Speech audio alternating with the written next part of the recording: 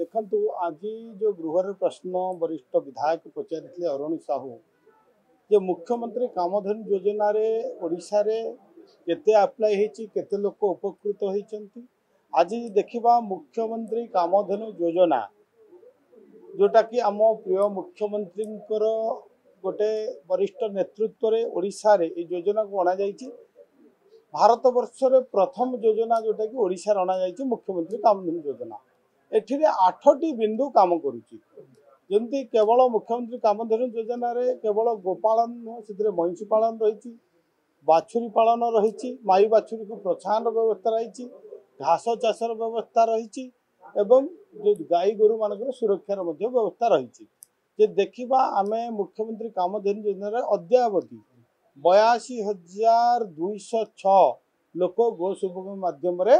Apply कर सारी चाषी मैंने। तेणु आज वर्तमान सुधा आम 9,000 रु अधिक गाई दे सारूँ। एथिरे 2,30,000 टंकार व्यवस्था रही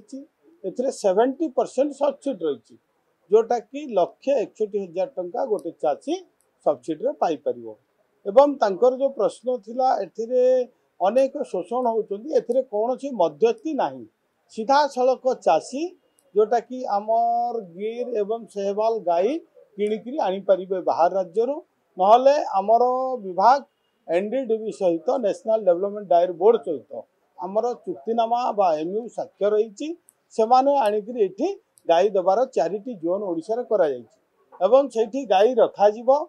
से परीक्षा निरीक्षा पर चाषी जो माने गोहाल लेटर पाई कलेक्टर जो रही कलेक्टर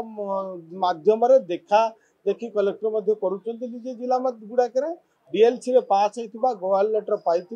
चाषी को आमे से माने निजर चॉइस रे 2टी गाई आनी बाछी आनिबार व्यवस्था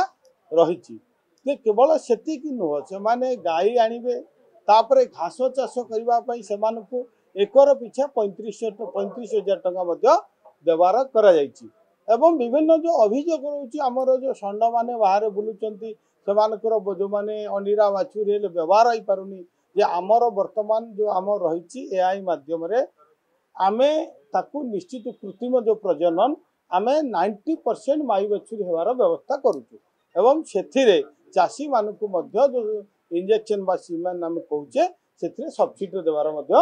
व्यवस्था करा जायछि। तेणु निश्चित भाव में जो रही आउ गोटे रही मुख्यमंत्री कृषि उद्योग योजना यार मुख्य लक्ष्य रहुची जे ग्रामांचल कृषि कृषक को सशक्त करवा ग्रामांचल युवक युवती मान कृषक को रोजगारक्षम करवा मुख्यमंत्री कृषि उद्योग योजना 1 कोटी टंका पर्यंत सब्सिडी व्यवस्था रही। आपण कुकुड़ा चाष करें डायरी करें छेली चाष करें अनेक